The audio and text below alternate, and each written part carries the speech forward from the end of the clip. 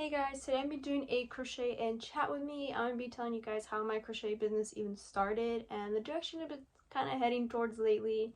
So just grab your yarn or the project you've been working on and let's crochet together. So today I'm going to make a turtle that looks like this. I saw it on Pinterest and I loved using the look of the floral yarn as a shell. So I'm going to be using this floral yarn. It's like the blue one. And these are both Sweet Snuggles Light, by the way. Or loose, yeah, Sweet Snuggles Light, oh my god, and this is like a light blue. I tried to look at the name, it just gives me a number for the color, but it's a light blue. I like how the minute I start filming, helicopters keep going by. Oh my god. Okay, I'm gonna be starting off with the head of the turtle, but I've always kind of known how to crochet most of my life. I learned in 5th grade, but I was not good, I'll tell you guys that. Let's just say I didn't know you're supposed to flip your project after you're doing well, so everything was just in a continuous, like, row and everything was oval shaped. But you know, I tried, okay, and then I dropped it after 5th grade and I got back into it, I'll say, during COVID. And because I was really bored and I made this bralette. Maybe I'll be bold and put a video of it here. It's not good looking back on it, but I thought it was really good in the moment. And it was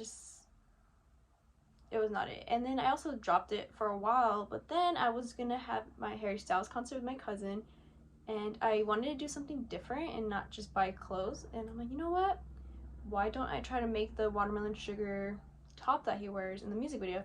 And that's exactly what I did. I just used Dollar Tree Premier yarn, I'm pretty sure it was, and here's a picture of it. I think it did pretty well for me to not crochet in a long time because all I really knew before was a single crochet and double crochet, and I had to learn how to do the bobble stitch for the first time and all that. It came out cute. I just wish I made it a little bit smaller because it was a little loose on me, but it was cute. And we kind of matched because my cousin, she ordered a crochet bralette that looks like his cardigan, if you know it. I'll put a picture of both of us here. And yeah, a couple months later, I decided to make a crochet llama for a family friend. And they just had a little baby, right? And it was so cute. It was my first attempt at ever making a plushie. I did follow a pattern for this, and I will also put it right here because the baby's mom, family friend, loves llamas. So I'm like, oh, let me do a little llama, and it is so cute. And shortly after, I also wanted to make a Christmas gift for one of the first friends the only friend I made in college that semester, and her name was Hennessy, and I made a cat ear beanie. Was it the best? I think I did really good. Like, it was actually really, really cute. And I know she loved it, so thankful for that. I did like little heart tassels, and it was black and blue, as you can see. And after that, I actually didn't drop it. I kept up with it. Sorry, I'm counting. Yeah, I did 12. And I just started crocheting. I used to have a jewelry account because, okay, over COVID, I did art and I did it on clothing. It was ethereal art, right? And then I did try to get into jewelry. It didn't really work out. It was ethereal jewelry. I just wanted to keep ethereal was like me, my brand, and then I would just put at the end of the username whatever the account was about. So I took my jewelry page and I just put designs because I'm like, you know what, let's be real, I have so many hobbies, I'll just put designs. But I was only sharing my crochet projects at the time, and I did not make plushies for a while actually. Let's see what I would make. I made a couple bralettes. I did a couple more cat ear beanies because I was obsessed once I learned how to make it. I did fingerless gloves and stuff like that. I'll do a screenshot of what my Instagram used to look like. And it was a pretty chill semester for me, so I had the time to do quite a lot. And let's just fast forward to, I think it was April. It was April. My local mall was hosting like a market for artists and vendors to participate in. And I'm like, you know what? I have a couple of crochet projects built up. Why not? Like, what's the worst can happen? It's only $50 for me to sell. I don't think that was a bad deal. And my parents were really supportive. They helped me out by buying me the Easy Up and a table because I didn't really have that much money yet because I was just starting out. And they knew I always wanted to sell my art in person ever since I was a kid. I always had little side hustles. Like in 6th grade, I made duct tape wallets. and I'll do a picture of what my pop-up looked like. I was really happy with how it looked in the moment. Looking back, it was a bear. Yes, but you know, I just needed to get myself out there. I did not have any plushies, of course, because I didn't do plushies yet. What I did have, oh my god, I guess my phone ran out of storage. I had to delete some videos. But I made purses, bralettes, and I did make a couple earrings, and that's how I got back into jewelry. And I also just had a lot of candy to fill up space, you know. Oh, and I did the crochet car hangers. And that was my first market. I made like almost $200, and also a lot of family did come out to support me, so I'm thankful for them too. And it was a really cool first market, and I fell in love with it. I loved meeting all these new people and selling in person instead of online, so I signed up for another one. I think my next market was with So Real. If you live in the SoCal area, I'm pretty sure you know about those markets. They're really, really popular. And I did their first market in San Diego, and it was so windy that day. Oh my god. But it was something new because it was a different audience, and I've noticed that I do better with people that are younger. Because at my mall, the event was like not too promoted, so you just happen to come across it, you know? So these are people that are going with intention to shop. And I kept doing markets. Fast forward to now, I've done 6 markets. And you know, I really, really like them. But now it's time for the update of how my business has been going. I will say the last couple markets I have not been successful, and it's really discouraging because I had my best market ever. I made $500. I was like, oh my god, like I'm finally figuring out what works for me. I've been getting used to making more products, more plushies. And then the next ones, I don't know, it's because it's also just a lot colder, the time of season. So like I don't know if that has anything to do with like less traction, but I was not selling nearly as much. I was pretty much happy just to make over 150, and my worst one was in early December. This was a pretty popular local market organizers, and I did it with my friend. I'm like, oh, like in their videos there's a lot of people that stopped by. It should do really well for me. Oh my god. They had a lot of usual vendors that attend all their other events, and even they said it was slow. Some people didn't even make more than 2 sales. And if I did not split my booth with my friend, I would have made negative money, which is just great. I only made, if I subtract the $70 booth fee that I did have to pay because we did 50-50, I think I only made like $30 that day. And I also just did not feel well, so that did not help. I had a terrible migraine. I suffer with migraines, by the way. And I was not doing any sales, and a majority of my sales came from a family friend who stopped by and supported me and wanted to shop for Christmas presents. So if it wasn't for them, I probably wouldn't have broken even, to be honest. So that sucks, and that kind of discouraged me a little bit, but like, you know what, no, I'm gonna keep going.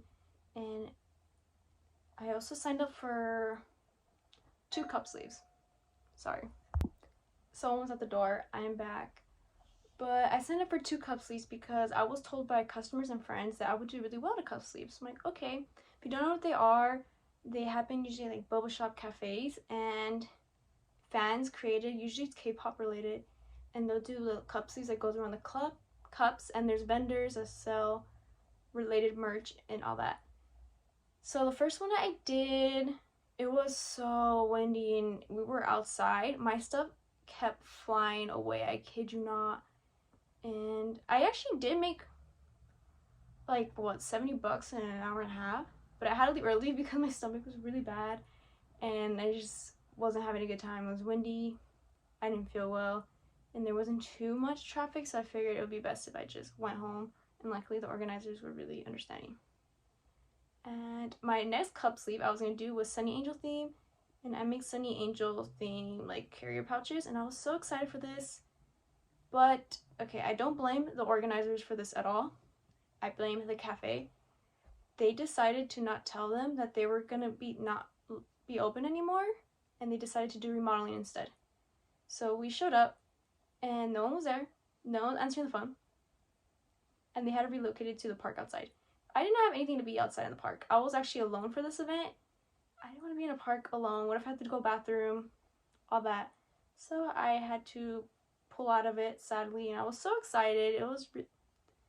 it kind of bummed me out. I know it wasn't their fault. I don't blame them. I blame the cafe. And you know what? I'm out them. This was the cafe that did that to them. And they were known for doing events, which is the shocking part. So it was just really unprofessional on their end. So now the question is, what is my business looking like now? It has been a little slower. I had another event recently, and it was a new event I participated in. I didn't do the best, but I blame it on because we were in the middle of a storm, and the outdoor section of the event was canceled, and it was purely indoor. So I feel like a lot of people just didn't show up altogether because it's a monthly reoccurring event. But I did make more than I do hourly at my job, so I'll take that as a win. And let's see, now the social media aspect. For a couple months, since like, I'll say November, October even, my engagement has been so low, and my followers weren't really increasing nearly as much. Like, I doubled my followers, and then suddenly it slowed down.